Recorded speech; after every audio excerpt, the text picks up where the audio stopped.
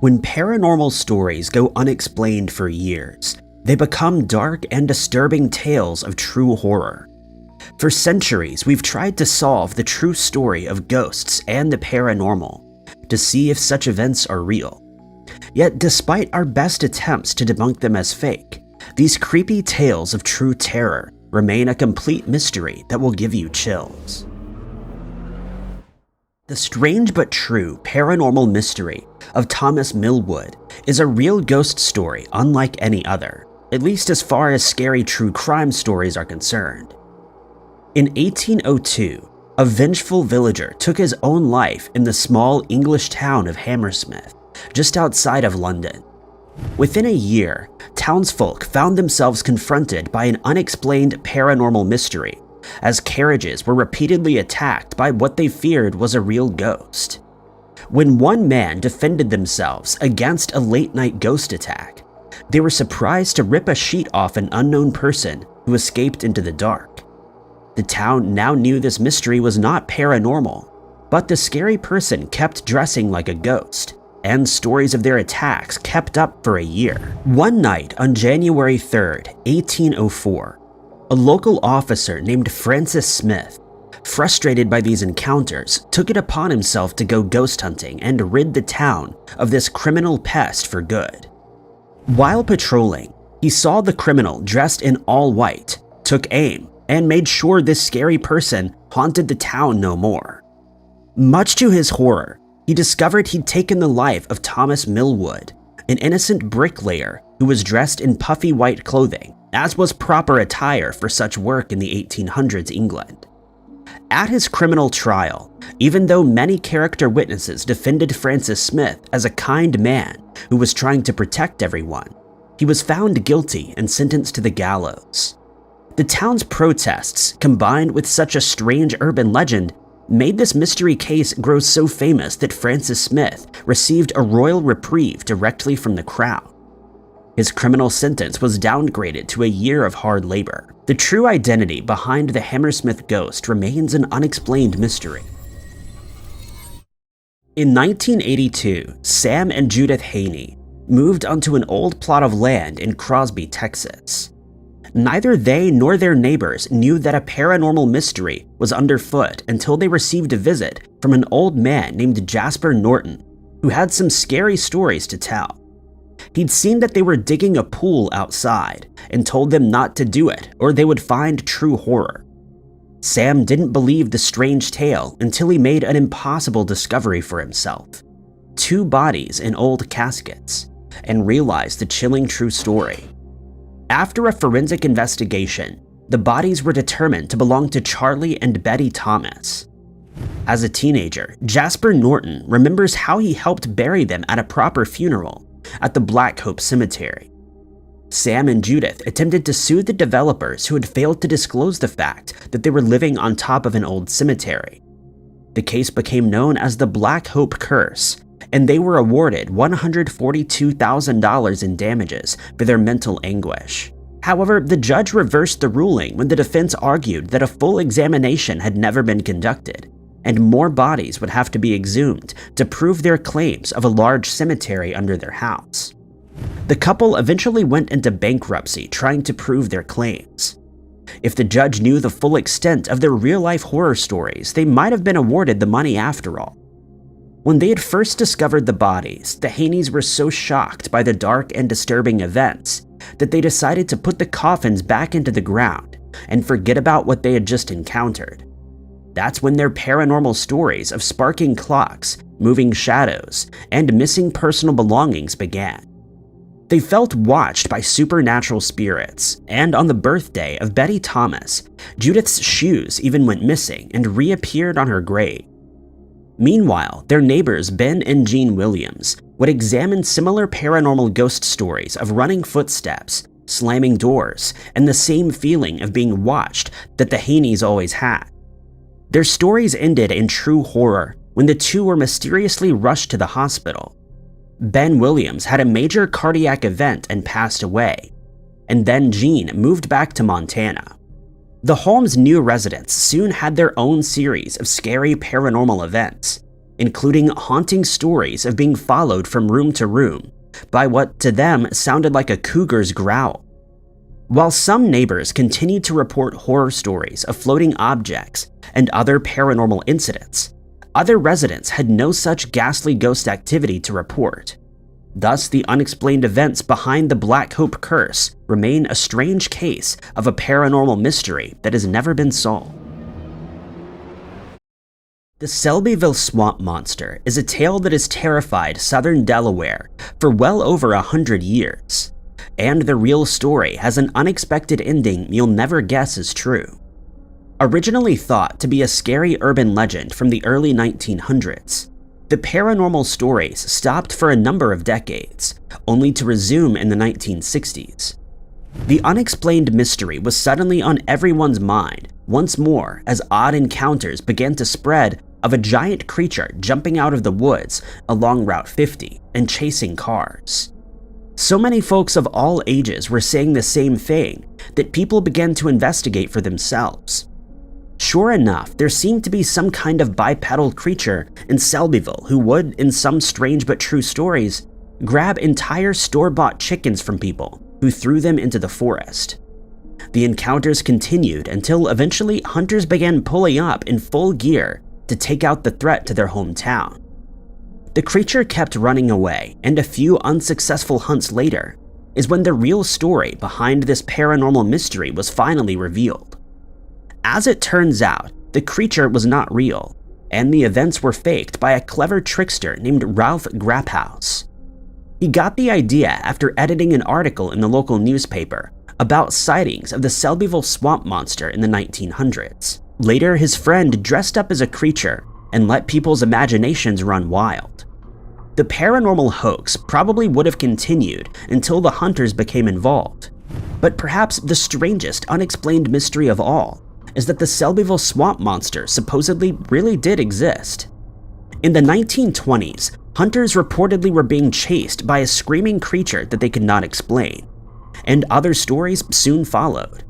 Some say the urban legends are real, and the Selbyville Swamp creature is waiting to reveal itself again.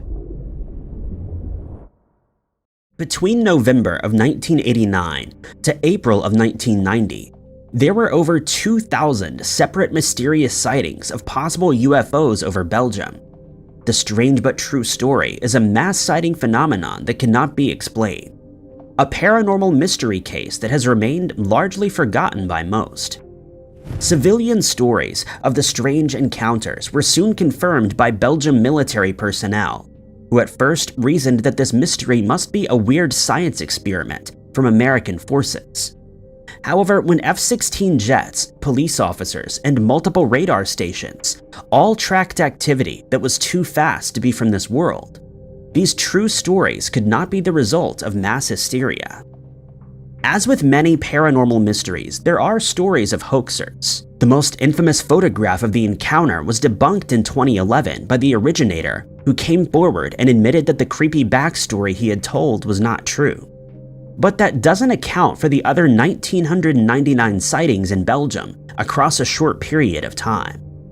And what's even stranger, these sightings have possibly returned in recent years. In 2017, Belgium reported 171 sightings, and that number jumped to 255 unexplained sightings 1 year later. Rural and urban counties alike all reported seeing the same triangular shapes of the 80s, and even a Belgium town mayor admitted to seeing the same thing as others. Possible explanations include satellites, Chinese lanterns, and weather balloon equipment. But given the creepy history of these sightings in the past, can so many independent reports across the nation be wrong?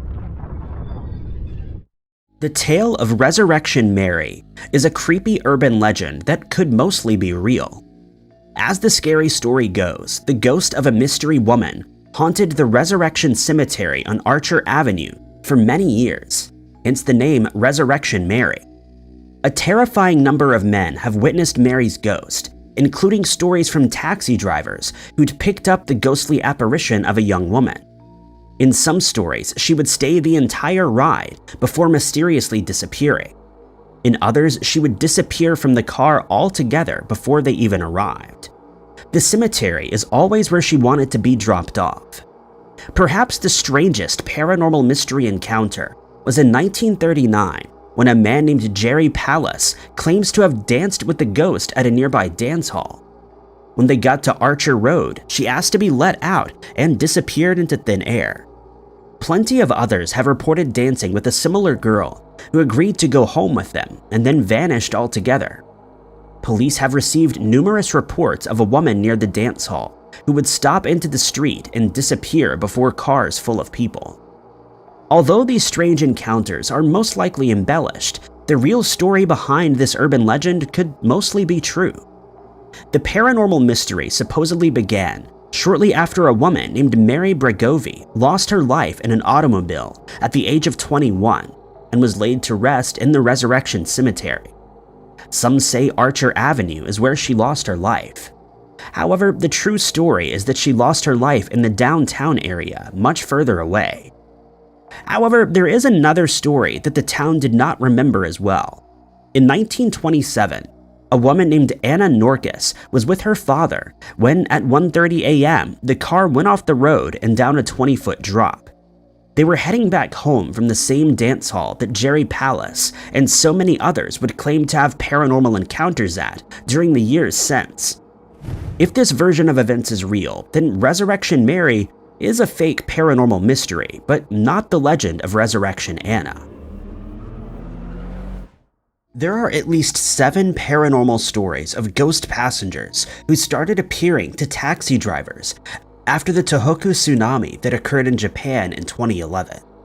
The drivers confessed their true horror stories to Yuka Kudo, a student at the Tohoku Gakuen University, who in 2016 decided to compile these creepy stories for their graduate thesis. She would interview 100 taxi drivers in the Ishinomaki district, which was heavily affected by the tsunami. And although many of the drivers refused to talk to her, a few were able to relay their paranormal encounters to her. Each of the drivers had similarly creepy ghost stories, the first of which involved a young woman who climbed in wearing heavy winter clothes on a hot summer day, which struck the taxi driver as odd. She asked to go to Minamihama, when the driver told her that there was nothing left in Minamihama and that it had been decimated. His statement was followed by a few moments of silence, after which the woman asked, "Have I died?" This shocked the driver, who immediately turned around to look at her, only to find that she was no longer there.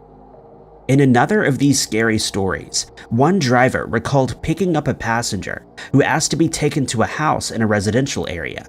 When they arrived at the address, the driver was shocked to see that the house had been completely destroyed.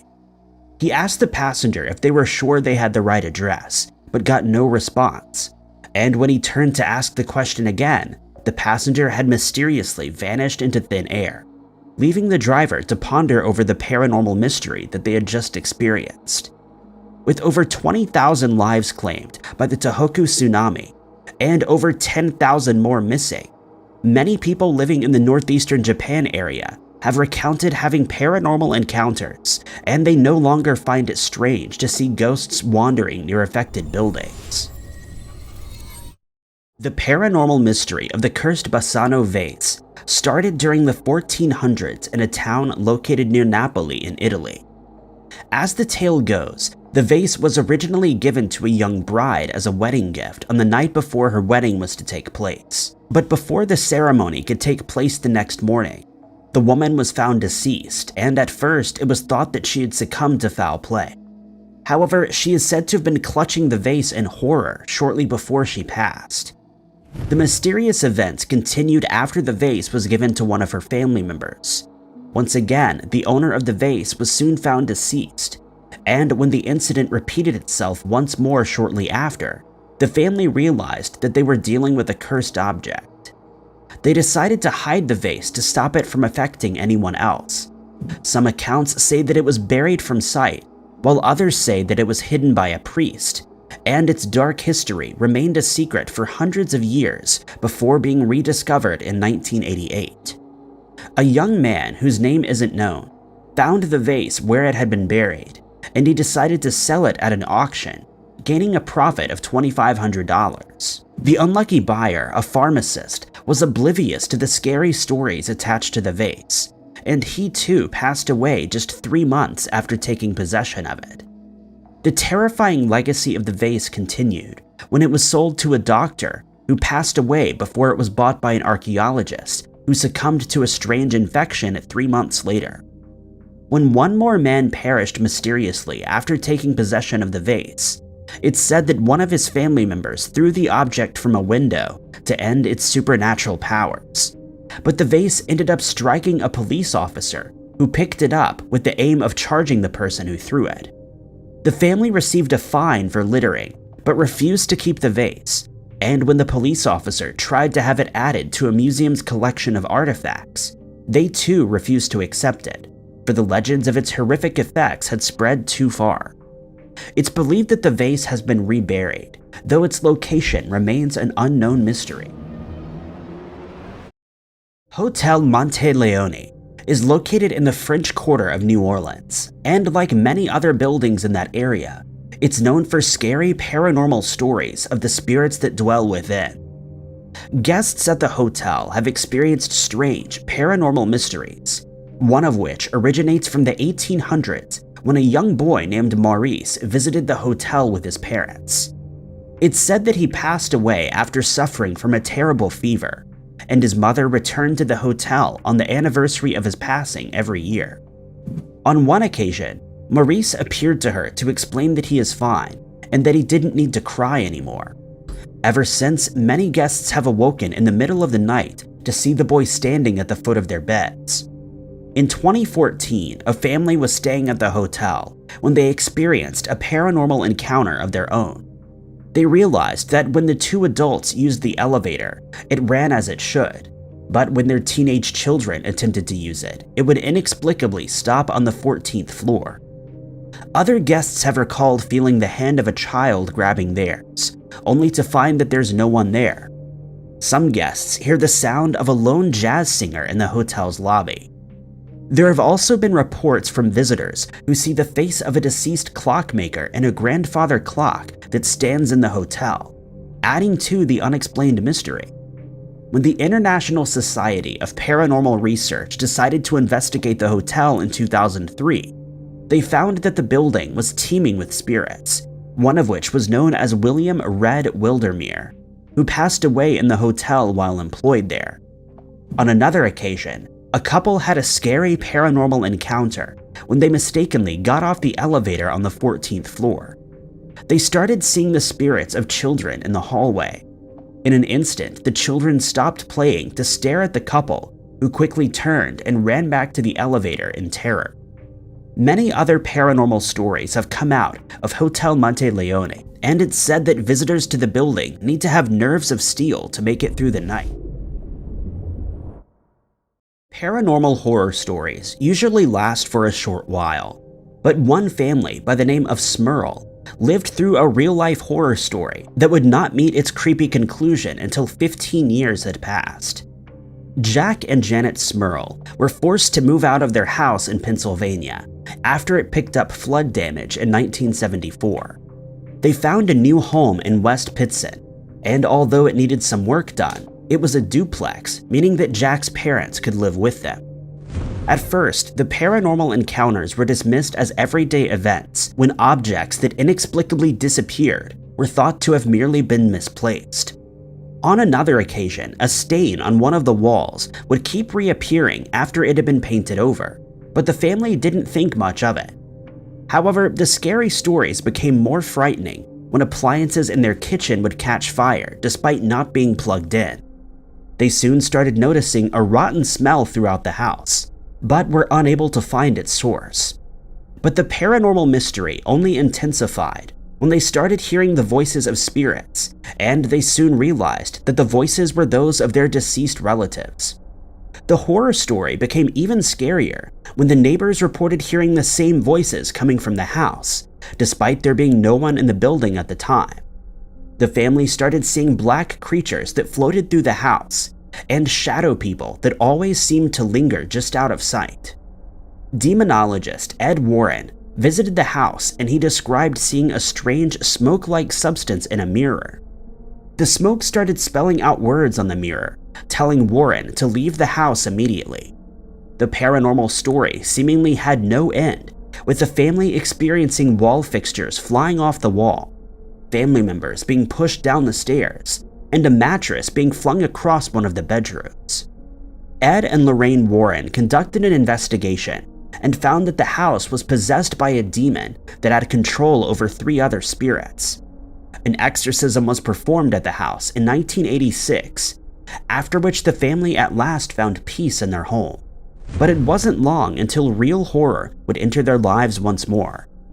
After moving away to a new house in 1987, they reportedly were followed by the same supernatural force. According to the family, only after at least 4 exorcisms did things start to calm down, though they soon disappeared from the media without any updates, so any other encounters with the paranormal remain unknown. In 1965, James Flynn, an avid woodsman, had an otherworldly encounter in the Florida Everglades that would leave him mostly blind in one eye. And to this day, he still has no explanation for his real-life horror story. On the 12th of March of that year, James and his 4 dogs traveled to the Everglades to do some deer hunting, as he had done on many occasions before.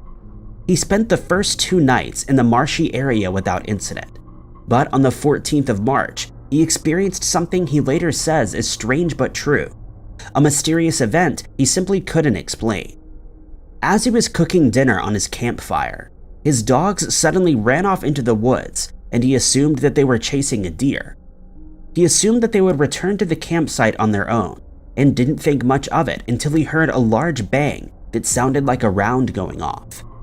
Worried that his dogs needed help, he jumped into his swamp buggy, but just as one of the dogs returned unharmed, as he made his way through the trees, he spotted a strange metallic object about 25 feet tall, moving about 200 feet in the air, while emitting a bright yellow light.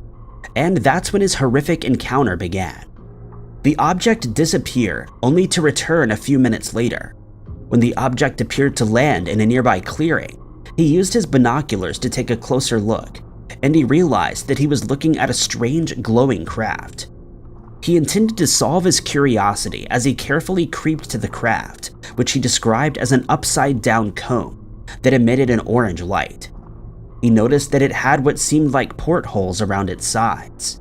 He stepped closer to the craft, waving his arms in the air, hoping that he could communicate with whoever was flying it. But his hopes turned to horror as the craft let out a powerful blast of air that knocked him down, and as soon as he was able to find his footing again, a beam of light came from the craft and into his forehead, causing him to pass out. When he came to a few hours later, he found that he was almost completely blind. A doctor found that his vision was 20/800 in the right eye and 20/60 in the left eye. For the next day, he had numbness from his arms to his fingertips, and some motor skills took more than a week to return. When they went to investigate where the scary encounter had taken place, it seemed that James's wild wilderness stories were strange but true. They noticed that the area where the craft had landed had been charred in a 72-foot wide circle that was totally devoid of ground debris. The only thing left standing there were some partially burnt trees. The mysterious scene seemed as though something giant had hovered over the trees before disappearing without a trace. Samples of the soil were sent to the Homestead Air Base, but in a strange and unexpected ending to the bizarre mystery, no results were ever released. Some theorize that James took a nasty spill while riding his buggy, but that doesn't explain the strange circular burn in the forest. James believes that an environmental government aircraft cost him his vision. He still has never fully recovered from the scariest incident of his life. A creepy photo taken at a railroad crossing in San Antonio, Texas, seems to lend credence to a local legend which states that the area is haunted by the spirits of a group of children. The story states that a nun was driving a school bus full of students after the group had been on a field trip. It was a particularly dark evening, and the children were all asleep after a busy day. As the bus passed over a set of railroad tracks, it inexplicably stalled, and the nun did her best to get the engine started without waking anyone. But too late, she realized that a train was approaching, and the event ended in tragedy for all but the nun, who miraculously survived. She decided to visit the site of the crash soon after, and riddled with guilt, decided to end her own life by stopping her car on the tracks. But as the train approached, she heard the sound of children's voices, and suddenly her car started to move from the tracks, as if being pushed by an unseen entity. The train passed by without incident, and when she got out of her car, she noticed child-sized handprints on the trunk, and she believed the spirits of the children saved her life. To this day, locals say that if you park your car on the tracks and shift it into neutral, the car will start rolling off the tracks by itself. When a group of friends recently decided to visit the site, they took a few photos of the tracks and, to their amazement, captured what seems to be the ghost of a young girl holding a teddy bear standing next to the tracks. The site remains a popular spot for paranormal thrill seekers, who claim that the children's handprints still show up on cars after they've been pushed off the tracks as they try to spare visitors from suffering the same fate that they did many decades ago. An unexplained mystery unfolded in Hillsdale, Michigan on the 21st of March, 1966, and one man was able to take a picture of the event as proof. At around 10:30 p.m. on that day, a group of girls staying at the McIntyre residence of Hillsdale College noticed flashing lights in the sky and immediately thought that they were experiencing a paranormal event. One of the girls, named Gidget Cohn, wrote an article about the experience 3 days later, stating that she ran to her dorm window and saw an intense radiating silver light in the sky, and it seemed to be making its way towards the dorm building. For just a second, a flash of lightning revealed the object's form, and she described it as a deflated football or basketball. She decided to call Bud Van Horn, the civil defense director at the time. Van Horn witnessed the object himself and managed to take a picture before it disappeared. The object's movements were described as like nothing earthly, and over the next few days, spates of sightings were reported in the area and those surrounding the town. This prompted the Air Force to send a professor from Northwestern University named J. Allen Hynek to investigate as part of Project Blue Book. After investigating the area and interviewing witnesses, he reported that it was nothing more than a sighting of swamp gas, or that it had been a hoax that was carried out with the use of flares. Van Horn, however, quickly refuted these claims as lazy and uninformed, and after having soil from the area tested, he found that it contained unusually high levels of boron and radiation. He also found that all microscopic life in the immediate vicinity had died. 19 people witnessed the event that day, and they all maintained that what they saw was certainly not swamp gas, but something otherworldly that had visited the town. Hynek would admit years later that he didn't in fact have an explanation for the mysterious event, but that he was being pushed by the Air Force to come up with an explanation, and so he devised the swamp gas theory. To this day, there is no plausible explanation for what happened that night, and the scary sighting remains an unsolved mystery that is still considered one of the most prominent UFO incidents that has ever been reported. Many paranormal stories surround the Turner Ingersol mansion that stands in Salem, Massachusetts. But one visitor to the house managed to capture a creepy photo that reportedly shows the spirit of a young boy in the house's garden. The mansion, which is also known as the House of Seven Gables, was built in 1668 by a man named John Turner.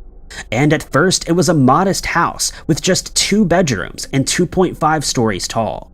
But he soon decided to expand the building, and by the time of his passing, it was the largest house in the area. But the house was sold to sea captain Samuel Ingersol in 1782, after the 3rd generation of the Turner family lost their fortune. Ingersol added a secret staircase, a kitchen lean-to, as well as a south wing to the building, increasing its size even further. During this time, Ingersol's daughter, Susan, often invited her cousin Nathaniel Hawthorne over to visit. Hawthorne would go on to become one of America's most notable authors, with works that include The Scarlet Letter and The House of Seven Gables, for which the mansion was nicknamed. The third generation of the Ingersol family also lost their fortune, including the house, and it was sold in 1879. In 1908, it was bought by philanthropist Carolyn Emerton, and it was converted into a museum. But many visitors to the museum claim to have strange paranormal experiences. On one such instance, which occurred in 2004, a visitor took a photo of the exterior of the house, and upon closer inspection, they found that it seems to show the spirit of a boy peering over a wooden fence in the garden. Many people believe it to be the ghost of Hawthorne's son, Julian, as it closely resembles a photo of the boy. People have also reported seeing the spirit of a man walking up and down a staircase in the house, while others have seen the ghost of a boy playing in the attic, which once served as a servant's quarters. There have also been sightings of a spirit that is believed to belong to Susan Ingersol that walks in the house's hallways and peers out through the windows at visitors who arrive at the site. The house remains a popular attraction for history buffs and paranormal investigators alike, as it provides an accurate window into the past, whether it is in fact haunted or not. A scary paranormal story unfolded in June of 2021 when a student in Devon, England managed to capture a creepy photo of what he and many others believe to be a UFO. Matthew Evans was looking out of the window of his top-floor flat, as he has a perfect view of the ocean from where he lives. But to his surprise, he spotted a strange object in the sky and managed to grab his phone just in time to get a scary picture. He told media outlets that the object became immediately visible as it moved closer from the horizon. He noticed that it wasn't a plane, as it was moving much slower than a plane, and moved vertically before it came to a stop and hovered over the ocean for about 10 seconds. This is when he managed to take the creepy photo, which shows a triangular object with 4 bright lights hovering in the sky. He states that he couldn't figure out what the object was, and so he decided to take a picture. But when he inspected it more closely, he still couldn't identify what it was. He added that the strange object vanished quickly right after he had taken the photo, but there has still been no plausible explanation for what he caught on camera. Many people who have seen the photo speculate that it may be the result of a reflection from a nearby streetlight, or possibly from the sun. Another theory holds that it may merely be lights from a ship that was passing on by the horizon, though this theory has been dismissed by many as nonsense, since the object left the area at a great speed. But many others have stated that they are convinced that Matthew managed to capture an image of an extraterrestrial craft with his phone.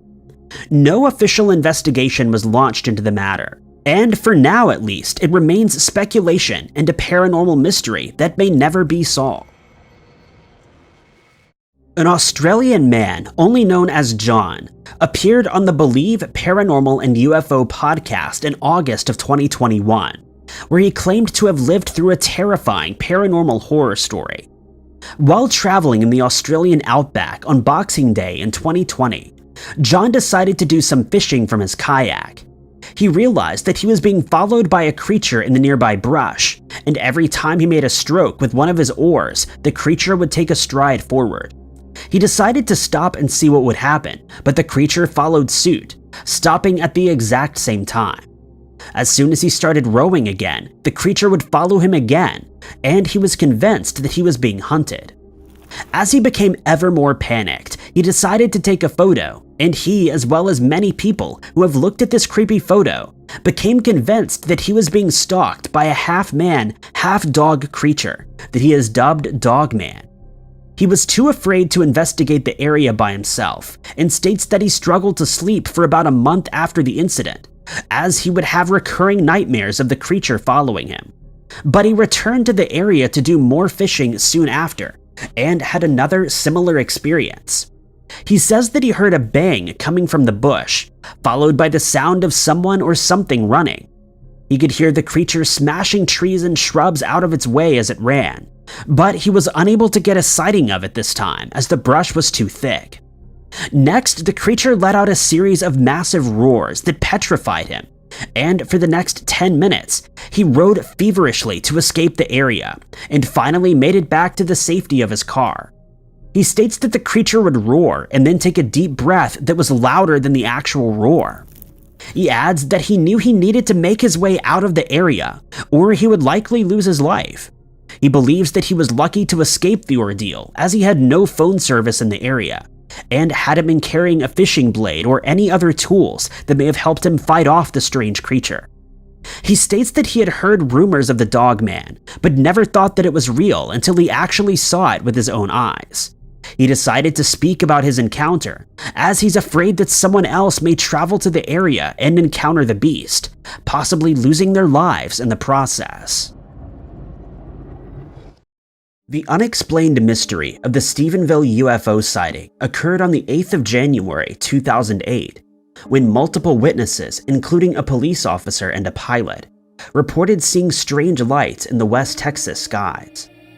On that day, pilot Steve Allen was clearing brush from a hilltop near Selden when he saw an unidentified object with flashing lights in the sky. He described it as being massive, and despite moving at over 3,000 miles per hour, it emitted no sound. When the strange object eventually left the area at great speed, he saw 2 fighter jets following closely behind, but they were unable to keep up with its nimble movements and ridiculous speed. When asked about its size, he claimed that it was around a half-mile in length and described it as bigger than a Walmart. The lights then traveled towards Stevenville, where they hovered in the sky. They then changed into an arch formation before realigning into 2 vertical lines with lights that were flashing at random. Witnesses say it then suddenly erupted with white light before suddenly vanishing. About 10 minutes later, the lights returned, this time coming from the opposite direction, and he noticed that it was still being followed by the military jets. Being a pilot, he was able to judge the strange craft as flying about 3,000 feet above the ground. When the military was asked about the incident, they stated that members of the public were letting their imaginations get the better of them, and that the incident was likely caused by light reflecting off of 2 airliners. Spokesman for a nearby Air Force base stated that no fighter pilots were sent out to investigate a UFO on that date, and were at a loss as to what witnesses had actually seen. No further investigations were undertaken, and the incident remains an unsolved mystery. Scary stories are the norm when it comes to Wayy House, which is located on 2476 San Diego Avenue in San Diego, California. The house is named after its previous owners, the Wayy family. Thomas Wayy constructed the building in 1957, and it's thought to have seen more history than any other building in the city. During its lifetime, it has served as both a general store and a theater, but the house is known to have caused its inhabitants heartache and tragedy, starting when Way's son, Thomas Jr., passed away from scarlet fever. Soon after, the house was converted into a general store, but it was partly destroyed when a fire broke out in the building. This proved to be the last straw for the family, who then decided to relocate to San Francisco, returning 10 years later to complete repairs, and all went well.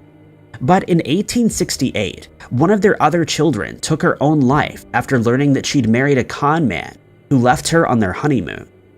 Thomas decided to build another house nearby, and the family moved out, leaving the mansion to fall into disrepair, and it's now considered to be one of the most haunted houses in America. People have reported hearing disembodied footsteps throughout the house when no one is nearby, and passers-by have reported seeing apparitions appearing in the windows. While the house was undergoing restoration work, workers said that they experienced unexplained events such as strange sounds and smells that had no explanation. Many people have also claimed that they feel a powerful presence whenever they're inside the building. Other reports state that the cries and giggles of a baby can be heard at times, and on other occasions, the inexplicable sound of children's footsteps has been heard. Many of those who have experienced scary paranormal events in the house believe that they're caused by the lingering spirit of James Yankee Jim Robinson, who was executed on the property after he was caught stealing a boat before the house was constructed. Witnesses have also described seeing the spirit of a woman on the second floor, and it's believed to be Violet Whaley, who still walks through the house's scary halls.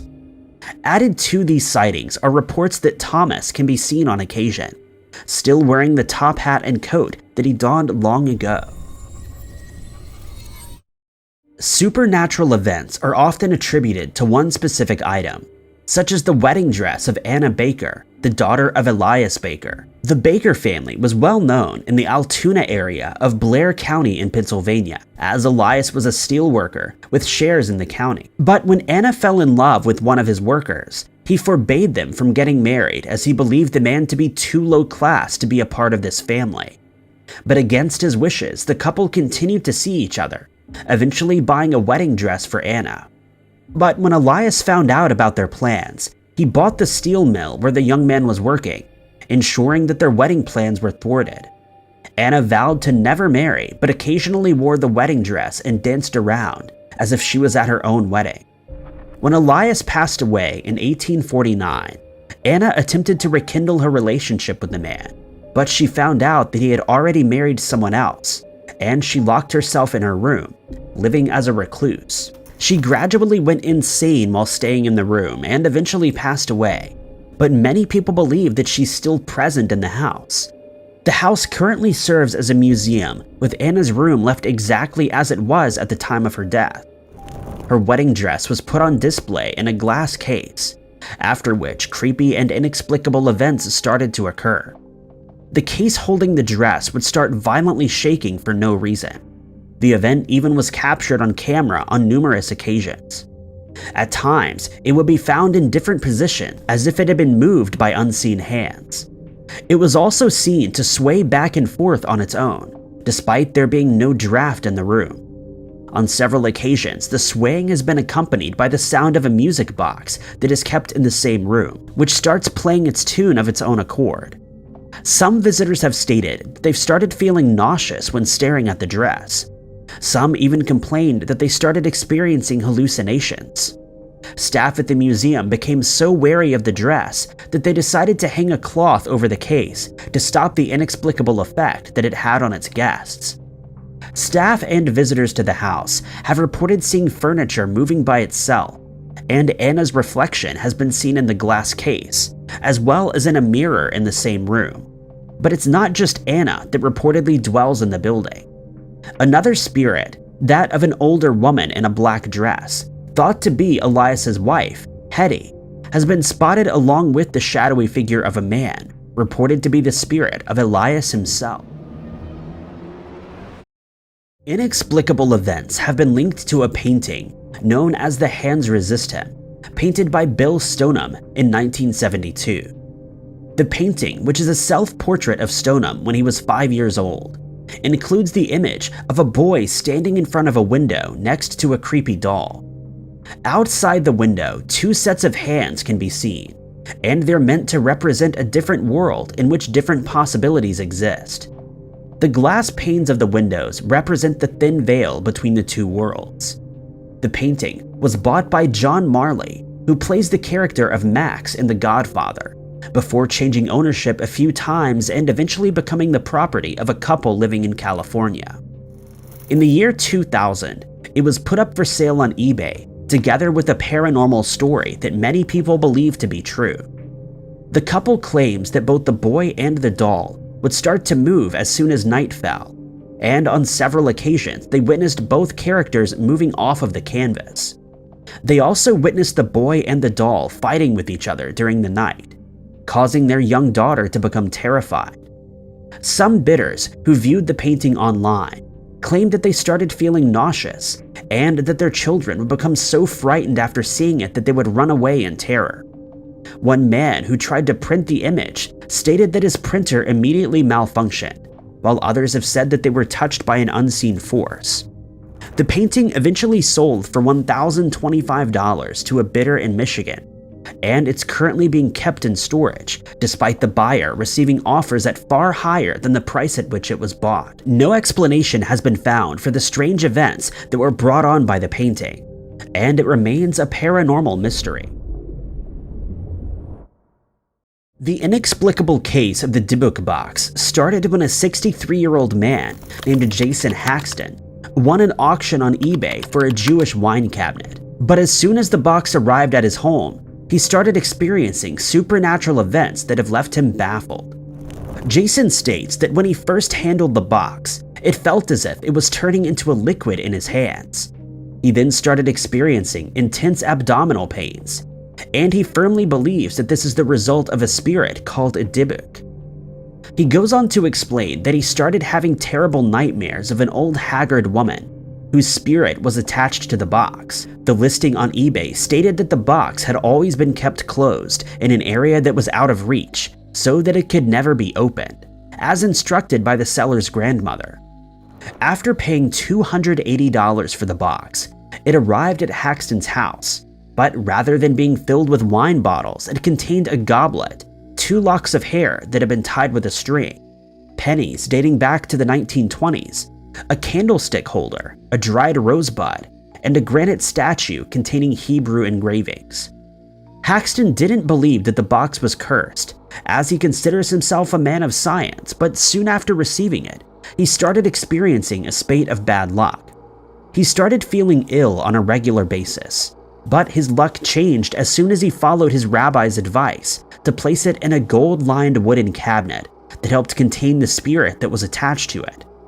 He has since placed the cabinet in a military-grade safe, which he then buried to keep it as far away as possible from anyone who might accidentally stumble upon it.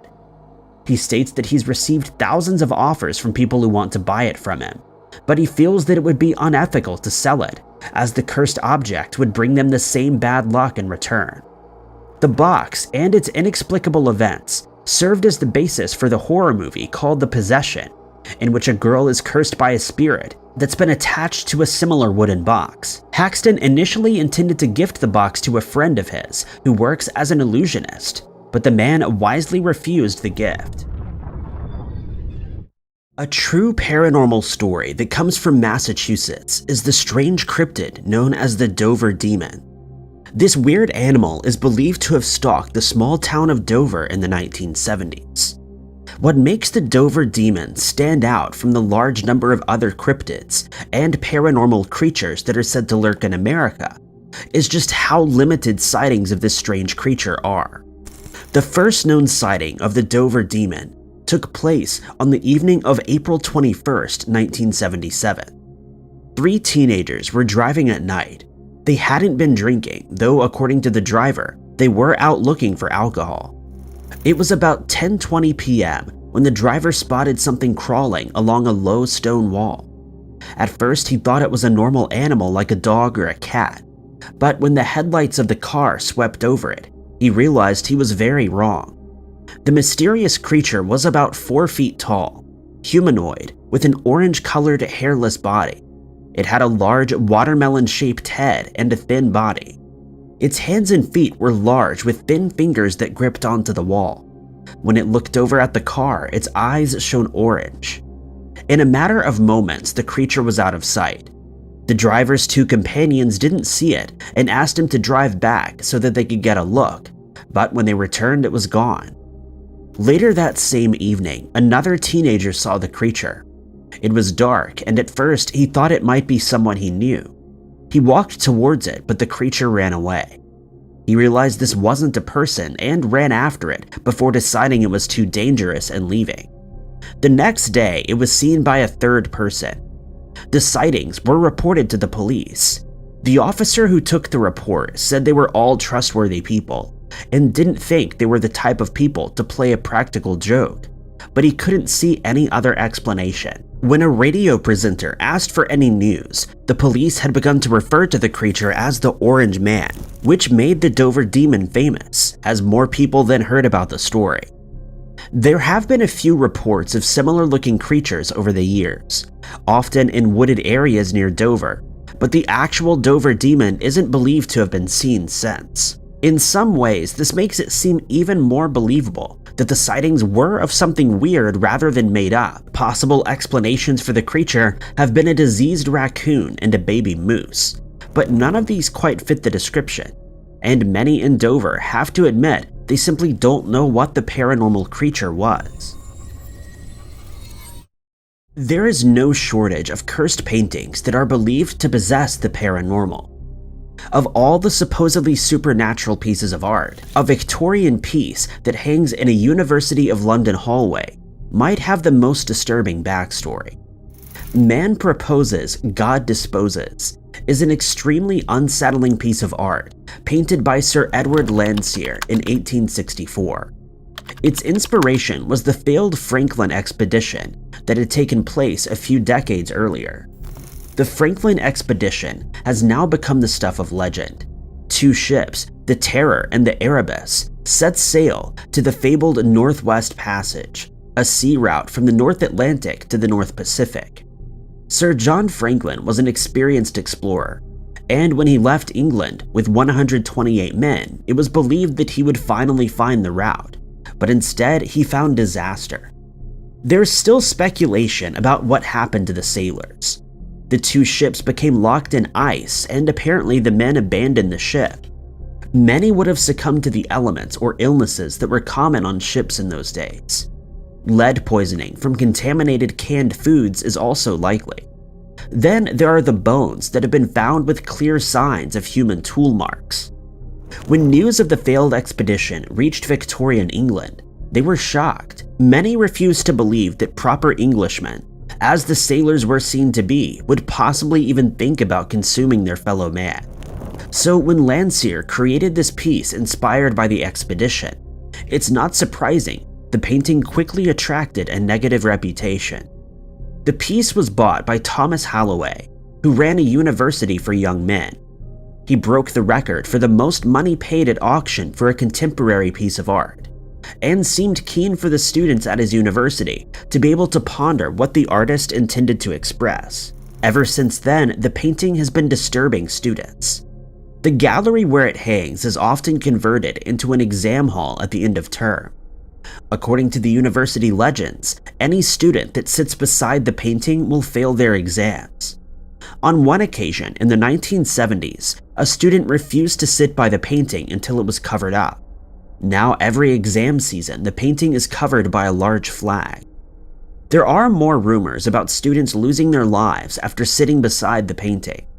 They supposedly blame the polar bears for their actions. It's definitely true the gaze of the leftmost polar bear is quite chilling as it looks out of the painting at the viewer, but rumors of its power to drive the viewer insane seem to be false. Whether or not the painting is actually paranormal is unknown, but university students prefer not to take their chances. Uluru has for thousands of years been a place of immense spiritual and supernatural energy for the Aboriginal tribes of Australia. The site and other rock formations in the middle of the outback have long been part of their religious traditions and rituals. In the 1980s, when travel to Uluru became more accessible for outsiders, there was concern about how to stop tourists from ruining this sacred area. Some places, such as the caves, where traditional initiations took place, were fenced off, but finding the balance between having the site be accessible and protecting it would be difficult. It seemed Uluru had a way of protecting itself, though. According to those that work at the park that surrounds Uluru, every day they received packages of stones in the mail. These stones have been sent from all over the world, but all originate from the same place, Uluru. Taking rocks from the site can result in a hefty fine if caught by officials, but those that manage to escape with their souvenir are said to face something even worse. Rocks taken from the site are cursed. One tourist reported that they were attacked by kangaroos shortly after leaving with their souvenir. Their car broke down and needed a costly repair, and photos of the trip disappeared. He, like many others, returned his souvenir back to where he had found it. Some believe the rocks aren't actually cursed, and the curse isn't part of the belief system of the Aboriginal tribes. Rather, they blame guilt for why so many rocks are returned. But those that have experienced the curse insist that there is something paranormal about the rocks being taken from where they belong. UFOs, or unidentified flying objects, are some of the most common real-life paranormal activity that is reported. In the 1970s, these reports were even more frequent, especially around Australia and New Zealand, which were caught in a so-called UFO fever. There were multiple sightings of strange objects in the sky. A team of journalists from Channel Zero in Australia decided to investigate the phenomenon. They never imagined they were in for their own paranormal experience. It was a week after the initial sightings when Quentin Fogarty and husband and wife team David and Nairi Crockett set out to record footage for their story. They joined 2 pilots in an overnight newspaper run from Wellington to Christchurch. It would take them near where the original sighting had taken place and was the same airline, Safe Air.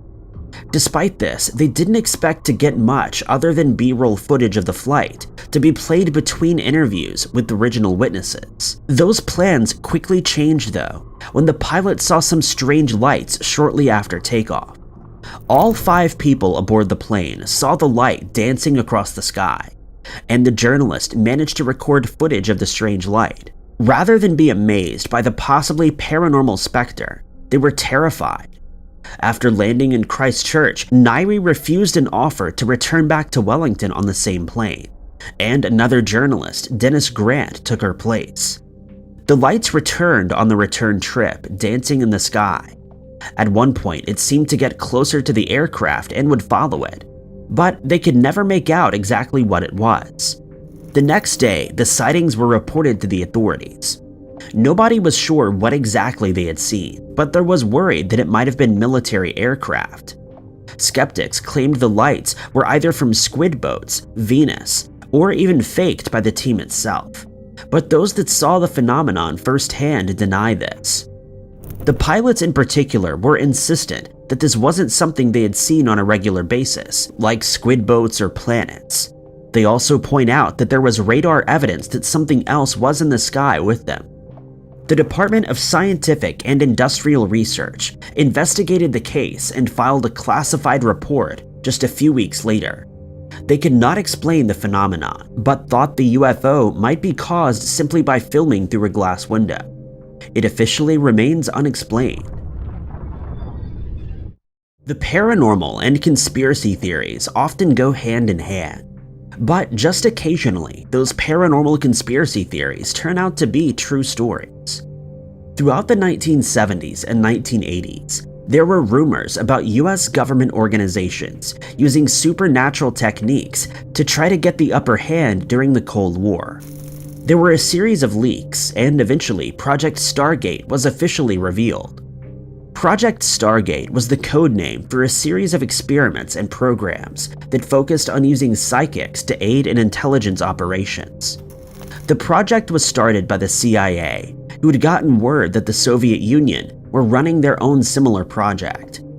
It would later pass under the control of the military before being discontinued in the 1990s. Remote viewers, as they were technically called, were people that had powers of extrasensory perception.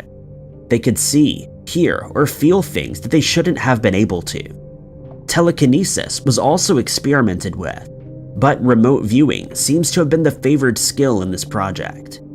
According to remote viewers who had been involved in the experiments, they were handed envelopes with what they were supposed to be viewing inside. That could be the name of a place, a photo of a person, or something else. The remote viewer would then use their extrasensory perception to gather information about the object. That information was collected with information gathered using more conventional methods.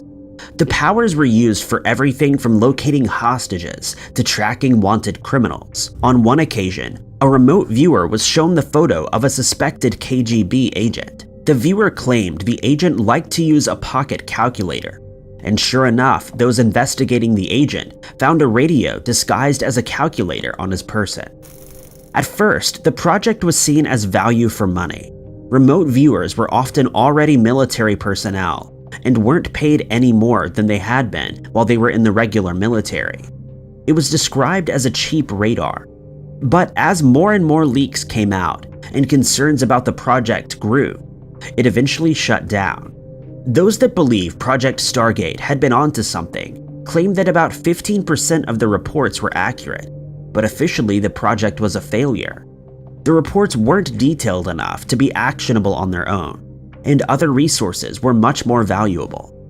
Still, paranormal and supernatural phenomena continue to be used by police forces trying to track down missing people, and the military is still believed to be interested in soldiers who believe they have a sixth sense. The scary story of the Surrency House ghost is considered to be one of the most chilling paranormal tales to ever come out of Georgia, a state that's well known for its many haunted sites. In the early 1970s, a family known as the Surrencys lived on a farm on the outskirts of what would eventually become known as the town of Surrency. They were described by their friends who lived in the area as a caring and normal family, until strange events started uprooting their lives. Seemingly without reason, objects in their house started to move on their own. Windows and doors would slam closed and open of their own accord. But this would only be the beginning of the family's horror story, as things soon got much worse. The family's clock started striking 13 on every hour, with the clock's hands spinning around for no reason. On most nights when they had dinner, their meals would end up on the floor as their food was flung from the table by an unseen force, with their cutlery bending and twisting without explanation. They also reported that they would see a set of red eyes in different areas on the property every night. The entire family started to lose sleep and struggled to eat for fear that the strange paranormal force would return. At first, many people believed that the family was either lying or exaggerating, but soon hundreds of people flocked to the property to experience the events for themselves, causing the paranormal activity to grow even more intense. The family eventually decided to move away from the house, but this seemingly enraged one of the entities who proceeded to repeatedly hit one of their sons on the head with a fireplace poker. This proved to be the last straw, and the Surrency family relocated, though it was reported that they still experienced strange events afterward, but never as horrific as the events at the farm. The house eventually burnt to the ground after standing abandoned for many years. Today, Belamy Bridge, a structure that's considered by many people in Marianna, Florida, to be haunted, stands in forested swamplands. But when it was constructed in 1851, it led to open cotton fields, rice, and sugarcane plantations known as the Terrebonne Plantation, owned by Dr. Edward C. Belamy. Belamy was married to a woman named Nancy Croom, and his brother Samuel had married Nancy's sister Elizabeth.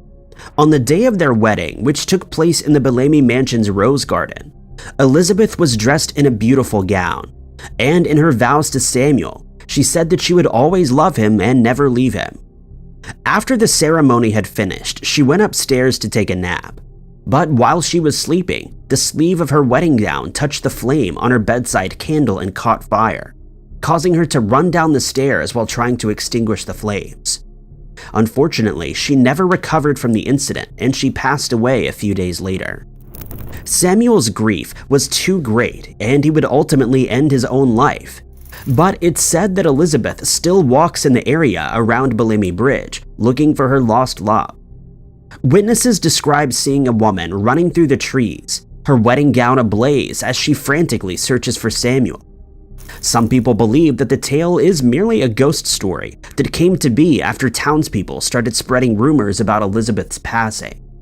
But those who have seen her spirit running through the swamps insist that she still wanders the darkness to this day. Suffolk, located in East Anglia, on the eastern coast of England, is well known for its ancient paranormal legends and myths that have been told for centuries. And one of the most famous in the area is the legend of the Black Dog of Bungay. The dog, also known as Black Shuck, is said to have massive flaming red eyes and differs in size depending on the sighting. Some people have described it being no larger than a big dog, while others have reported it to be the size of a calf, and in some instances as big as a horse. Some witnesses have stated that they saw the dog running through the area without its head, while others have seen it floating in the air on a strange type of mist that surrounds it. It's said that the dog is mostly seen in cemeteries, side roads, dark forests, crossroads, and areas where there are dark bodies of water. One such sighting took place on the 4th of August, 1577, at the Holy Trinity Church. While the church service was underway, the building's doors suddenly flew open at the exact moment that a loud peal of thunder rang out. As the doors were flung open, a large black dog came running into the church. It claimed the lives of 2 people as it did so, and caused a collapse of the church's steeple, which came crashing down through the roof. It then disappeared as quickly as it had materialized, only to emerge again at St. Mary's Church 12 miles away, where it continued to sow destruction, ending the lives of more congregation members. When the Blithburg Church doors were inspected, scorch marks, now known as the Devil's Fingerprints, were found that are still visible today, causing locals at the time to believe that the event was the work of the devil. The incident was immortalized by a verse in a song called Black Shuck by the British rock band Down I Go that reads, quote, "All down the church in midst of fire the hellish monster flew, and passing onward to the choir, he many people slew." Witnesses who have been unfortunate enough to cross paths with Black Shuck have reported that the creature's howl is spine-chilling, but his massive paws make no sound when they hit the ground. It's believed that anyone who encounters the dog will soon suffer from misfortune, and that it's best to run in the opposite direction of its howls. The legend of Black Shuck is so renowned in the area that its likeness appears on Bungay's coat of arms. The town's football club is also known as the Black Dogs. A shop in the town is called Black Dog Antiques, and since 2006, the town has hosted the Black Dog Marathon, and the local athletics club is known as the Black Dog Running Club.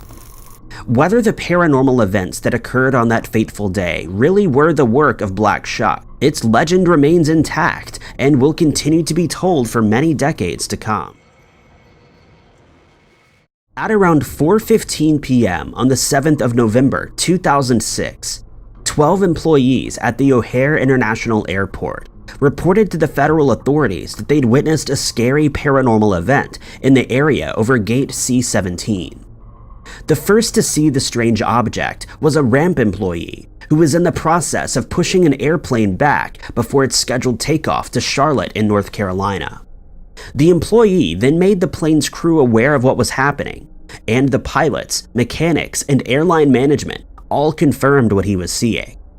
They described the dark gray object as being between 6 and 24 feet in diameter, and floating in the air without making a sound. Other witnesses outside the airport reported that it was a disc-shaped craft that was hovering over the airport, though some described it as spinning like a frisbee, while others stated that it wasn't rotating at all.